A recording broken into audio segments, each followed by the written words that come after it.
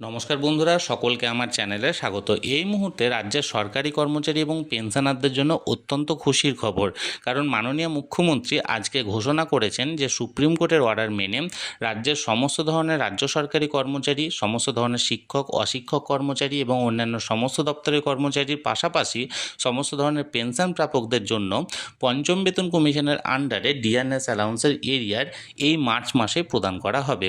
যেহেতু supreme court প্রথমত order দিয়েছিলেন যে এই মার্চ মাসের মধ্যে 25% ডিআরএস অ্যালাউন্সের এরিয়া দিয়ে দেওয়ার জন্য, তাই এই 25% ডিআরএস অ্যালাউন্সের এরিয়ার সকলেই মার্চ মাসে পাবেন। এই 25% ডিআরএস অ্যালাউন্সের এরিয়ার আপনারা কিভাবে ক্যালকুলেট করবেন এবং একজন সরকারি কর্মচারী এবং একজন পেনশনার কত পরিমাণ ডিআরএস অ্যালাউন্সের এরিয়ার পাচ্ছেন, আজকের ভিডিওতে আমরা বিস্তারিতভাবে আলোচনা করব। ভিডিওটি অত্যন্ত গুরুত্বপূর্ণ, তাই প্রথম থেকে শেষ পর্যন্ত অবশ্যই ধৈর্য সহকারে দেখবেন এবং ভালো লেগে থাকলে অবশ্যই একটি লাইক করবেন এবং সকলের সঙ্গে শেয়ার করবেন। আর সেই সাথে চ্যানেলে প্রথমবার হলে অবশ্যই চ্যানেলটিকে সাবস্ক্রাইব করে নিতে ভুলবেন না। তাহলে চলুন আমরা বিস্তারিত জেনে নিই। আমি আজকের এই ভিডিওতে যে এক্সাম্পলটা এখানে ধরবো, সেই এক্সাম্পলটা একজন বেসিক পে 8,840 টাকা অনুযায়ী যাদের ছিল, অর্থাৎ একজন গ্রুপ সি কর্মচারী বা একজন প্রাইমারি স্কুলের শিক্ষক যারা পঞ্চম বেতন কমিশন অনুযায়ী 8,840 টাকা অর্থাৎ গ্রেড পে ছিল যাদের 2,600 টাকা, তাদের এখানে আমি শুরু করব। এবং এখানে মনে রাখার বিষয় হচ্ছে এখানটায় এপ্রিল 2008 থেকে এটা কার্যকরী হবে এবং ডিসেম্বর 2019 পর্যন্ত এই ক্যালকুলেশনটা করতে হবে। অর্থাৎ টাইম টু টাইম যে ডিআরএস অ্যালাউন্স প্রদান করেছে সেটা এখানে ক্যালকুলেশন করতে হবে। আপনারা নিজেদের সেই সময়কালের বেসিক পে এবং আপনারা যে সময়ে জয়েন করেছেন, হতে পারে তার আগে থেকে যারা জয়েন করেছেন তারা এপ্রিল 2008 থেকে ক্যালকুলেশন করবেন, যারা এর পরে জয়েন করেছেন, ফর এক্সাম্পল কেউ যদি 2010-এ জয়েন করে সে 2010-এর জানুয়ারি থেকে ক্যালকুলেশনটা স্টার্ট করবে। এবং যদি কোনো পেনশনার হয়ে থাকেন তার বেসিক পে চেঞ্জ করার দরকার নেই, কিন্তু যদি কোনো সরকারি কর্মচারী হয়ে থাকে তার প্রতিটা জুলাই মাসে এখানে বেসিক পে চেঞ্জ করা আছে, আপনারা সেই অনুযায়ী বেসিক পেটাকে চেঞ্জ করে নেবেন। তাহলে চলুন দেখা যাক। এখানে বেসিক পে আমার ধরা আছে 8,840 টাকা, যার গ্রেড পে ছিল 2,600 টাকা। ক্যালকুলেশনটা হচ্ছে এপ্রিল 2008 থেকে ডিসেম্বর 2019 পর্যন্ত। দেখুন, প্রথমত নাম্বার ওয়ানে এপ্রিল মে জুন এই 3 মাস 2008 সালের সেন্ট্রালের ডিআরএস অ্যালাউন্সের পরিমাণ ছিল 12% এবং সেই সময় আমাদের রাজ্যের কর্মচারীদের ডিআরএস অ্যালাউন্সের পরিমাণ ছিল 2%, অর্থাৎ এখানে বকেয়া ছিল 10%। এই 10% বকেয়ার 25% দিলে হয় 2.5%, এবং এই 2.5% 3 মাসে 8,840 টাকা বেসিকের ওপর 3 মাসে, সেখান থেকে আপনার এরিয়ার প্রাপ্য হয় 663 টাকা। আশা করি আপনি বুঝতে পারলেন। এবার সেই মতো এবার জুলাই থেকে অক্টোবর, অর্থাৎ জুন পর্যন্ত হলো, এবার জুলাই থেকে অক্টোবর 2008-এ সেন্ট্রালের সেই সময় ডিআরএস অ্যালাউন্সের পরিমাণ ছিল 16%, যেখানে রাজ্যের কর্মচারীদের ডিআরএস অ্যালাউন্সের পরিমাণ ছিল 6%, অর্থাৎ বকেয়া ছিল 10%। এই 10% বকেয়া 25% দেওয়ার নির্দেশ আছে, অর্থাৎ 2.5%।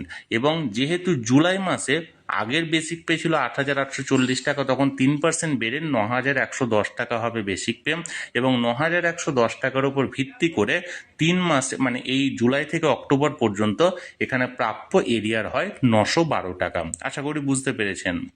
এবার দেখুন, নভেম্বর এবং ডিসেম্বর এই 2 মাসে 2008-এর তখন সেন্ট্রালের যেটা ডিআরএস অ্যালাউন্সের পরিমাণ সেটা ছিল 16%, এবং রাজ্য সরকারি কর্মচারীদের ডিআরএস অ্যালাউন্সের পরিমাণ ছিল 9%, অর্থাৎ বকেয়া ছিল 7%, যার 25% হলে হয় 1.75%, এবং 9,110 টাকা বেসিকের ওপরে নভেম্বর ডিসেম্বর 2 মাসে প্রাপ্য হয় এরিয়ার 318 টাকা।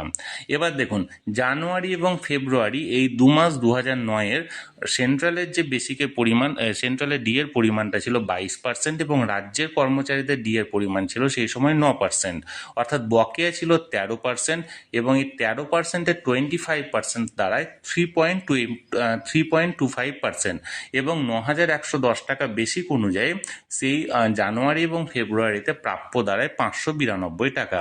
এখানে আপনারা নিজেদের বেসিক অনুযায়ী কিন্তু ক্যালকুলেশনটা করবেন। এবার দেখুন মার্চ ওই একটা মাসে এখানে হিসেবটা হবে মার্চ 2009-এ এখানে সেন্ট্রালের ডিএর পরিমাণটা ছিল 22% এবং রাজ্যের কর্মচারীদের ডিএর পরিমাণটা ছিল 12%।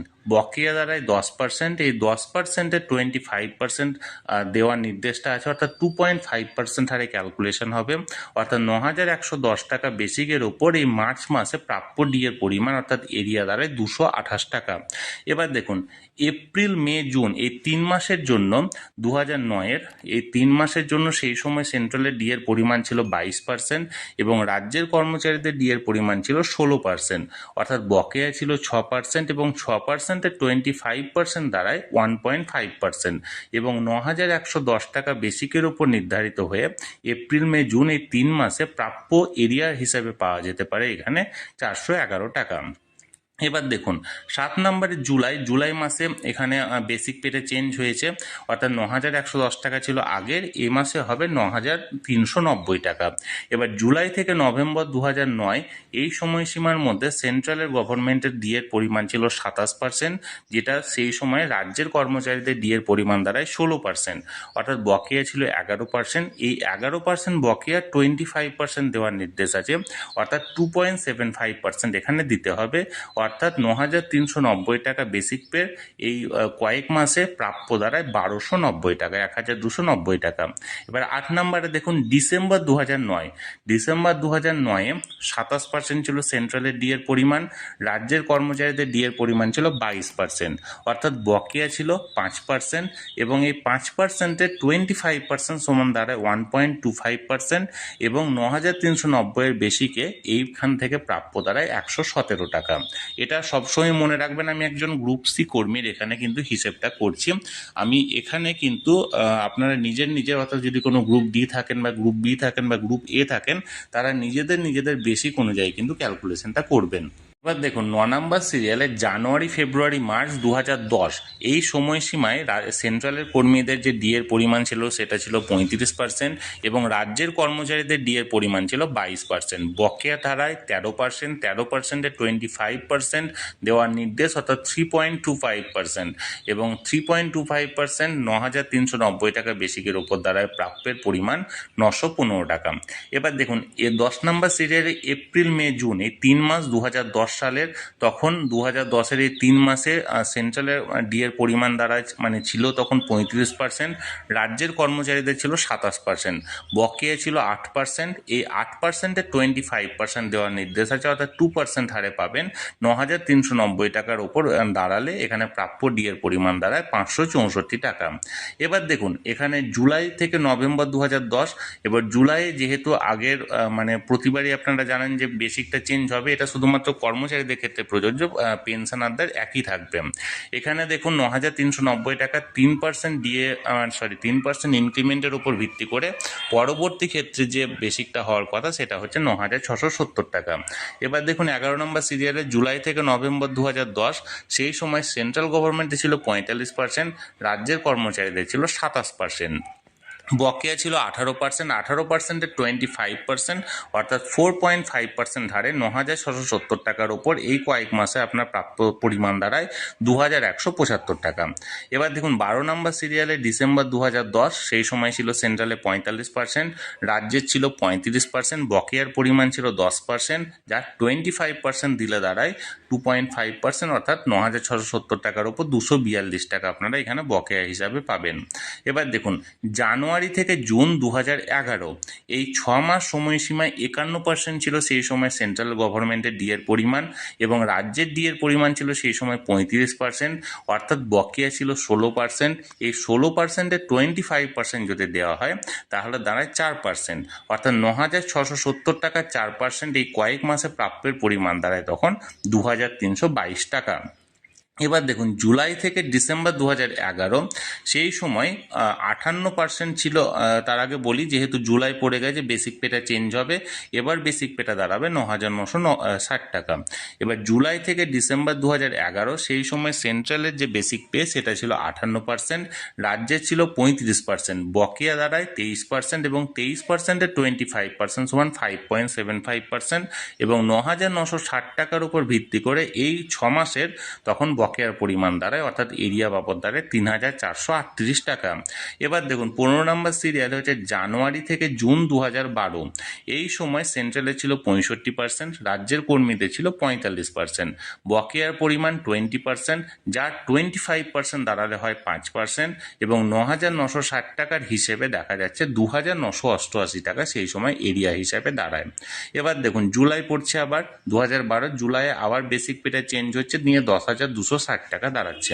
এবার জুলাই থেকে ডিসেম্বর 2012 সেই 6 মাস সময়ে সেন্ট্রাল গভর্নমেন্টের ডি এর পরিমাণ ছিল 72%, রাজ্যের কর্মচারীদের ডি এর পরিমাণ ছিল 45%, অর্থাৎ 27% ছিল বকেয়া। এই 27%-এর 25% দেওয়ার নির্দেশ আছে, অর্থাৎ 6.75% হারে 10,260 টাকা বেসিকের উপর এই 6 মাসের ডি এর পরিমাণ, অর্থাৎ প্রাপ্য ডি এর পরিমাণ দাঁড়ায় 4,158 টাকা।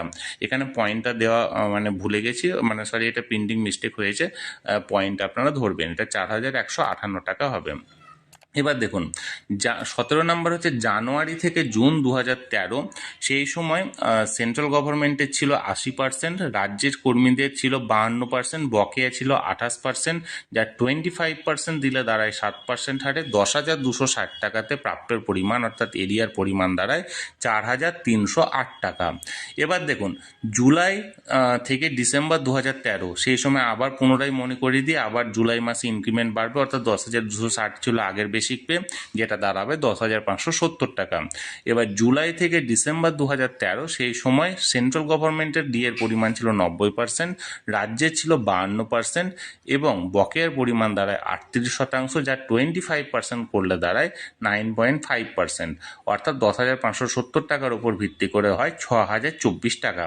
এবার 19 নম্বর সিরিয়ালে দেখুন জানুয়ারি থেকে জুন 2014, 100% ছিল সেই সময় সেন্ট্রাল গভর্নমেন্টের, রাজ্যের কর্মীদের ছিল 58%, 42% ছিল বকেয়া, যার 25% সমান 10.5%, 10,570 টাকা বেসিকের ওপর যেটা প্রাপ্যের পরিমাণ দ্বারা এই কয়েক মাসে 6,660 টাকা।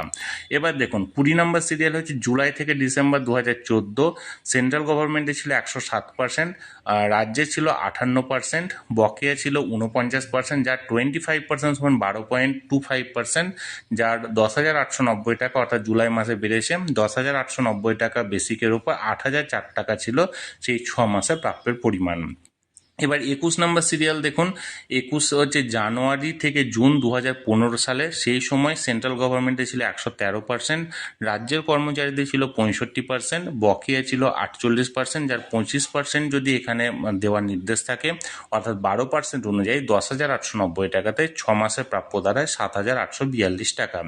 এবার দেখুন 22 নম্বর হচ্ছে জুলাই থেকে ডিসেম্বর 2015, সেই সময় সেন্ট্রাল গভর্নমেন্টে ছিল 119%, রাজ্যের কর্মচারীদের ছিল 65%, বকেয়া ছিল 54%, যেটা 25% করলে দাঁড়ায় 13.5%, বকেয়ার পরিমাণ হচ্ছে 9,090 টাকা, 11,220 টাকা বেসিকের উপর নির্ধারিত। এবার এখানে হচ্ছে কি 31/12/2015 পর্যন্ত, যেহেতু 1/1/16 থেকে সেন্ট্রাল গভর্নমেন্টের সপ্তম পে কমিশন কার্যকরী হয়েছে, তাই এটা একটা হিসেবে আমি দেখালাম 31/12/2015 পর্যন্ত। সেই সময় টোটাল প্রাপ্যের পরিমাণ, অর্থাৎ এরিয়ার পরিমাণ দ্বারা একজন প্রাথমিক বিদ্যালয়ের শিক্ষক বা একজন গ্রুপ সি কর্মচারী 63,261 টাকা। এখানে আমরা এবার এর পরবর্তী হিসাবটা দেখব 23 নম্বর সিরিয়ালে। জানুয়ারি থেকে জুন 2016 125% ছিল সেন্ট্রাল গভর্নমেন্টের, রাজ্যের কর্মীদের ছিল 75%, বকেয়া 50%, যা 25% দিলে দাঁড়ায় 12.5%, 11,220 টাকা বেসিকের উপর নির্ধারণ করে 8,418 টাকা দাঁড়ায় বকেয়া। 24 নম্বর সিরিয়াল দেখুন, জুলাই থেকে ডিসেম্বর 2016 বেসিক যথারীতি বেড়েছে 11,220 পর 11,560 টাকা হয়েছে। জুলাই থেকে ডিসেম্বর 2016 সেই সময় সেন্ট্রালে ছিল 132%, রাজ্যের কর্মচারীদের ছিল 75%, ডিএর যে বকেয়া সেটা ছিল 57%, যার 25% সমান 14.25%, অর্থাৎ এই কয়েক মাসে বকেয়ার পরিমাণ দাঁড়ায় 9,882 টাকা।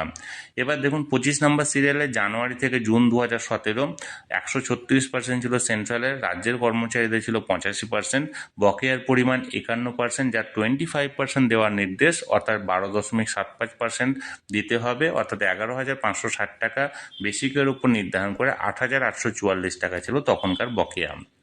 এবার দেখুন 26 সিরিয়াল যেটা জুলাই থেকে ডিসেম্বর 2017 যথারীতি বেসিক বেড়েছে 11,910 হয়েছে।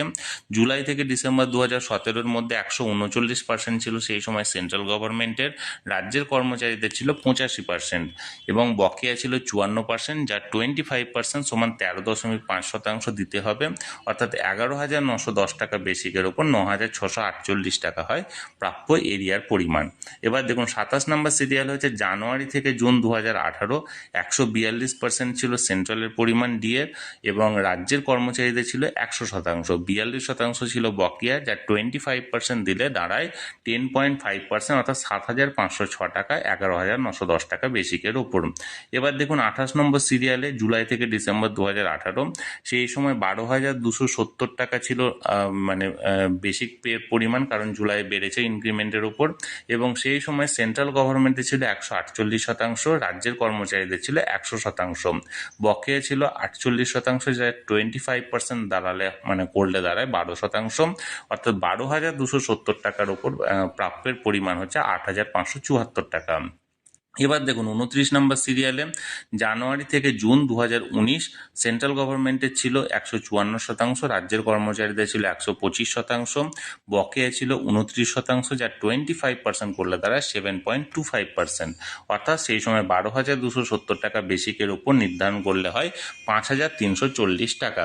এবার লাস্ট যেটা সেটা হচ্ছে জুলাই থেকে ডিসেম্বর 2019, এখানে সেই সময় সেন্ট্রাল গভর্নমেন্টে ছিল 164% এবং রাজ্যের কর্মচারীদের ছিল 125%, 39% ছিল বকেয়া, যা 25% করলে দাঁড়ায় 9.75%, এবং 12,270 থেকে 12,640 টাকা হয়েছিল সেই সময় বেসিক পে, অর্থাৎ এই 6 মাসে বকেয়ার পরিমাণ দাঁড়ায় 7,392 টাকা। অর্থাৎ এক্ষেত্রে আমি দুটো হিসাব দেখালাম, একটা হচ্ছে টোটাল এরিয়ার মানে পাওয়া যাবে 31/12/2019 পর্যন্ত, সেই সময় 1,28,865 টাকা, অর্থাৎ এটা যদি 31শে ডিসেম্বর 2015 পর্যন্ত হিসেবটা করে তাহলে সেক্ষেত্রে ডি এর পরিমাণটা দাঁড়াচ্ছে মানে এরিয়ার হিসাবে দাঁড়াচ্ছে 63,261 টাকা।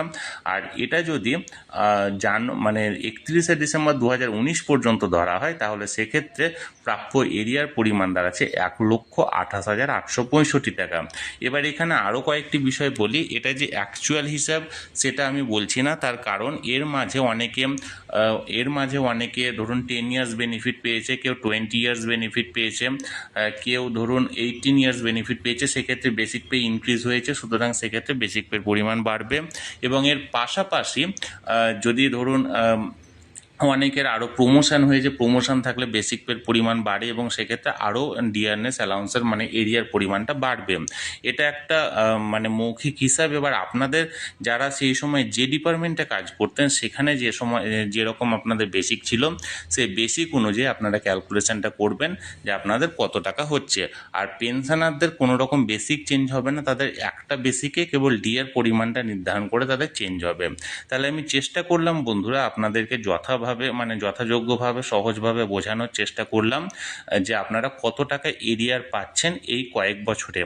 আমার যদি কোনো রকম কোনো জায়গায় ভুল থেকে থাকে আপনারা অবশ্যই কমেন্ট করুন, আর আপনারা যদি তবুও কিছু না বুঝতে পারেন আমাকে কমেন্টে জানাতে পারেন, আমি চেষ্টা করব আপনাদের সকলের যথাযথ প্রশ্নের উত্তর দেওয়ার।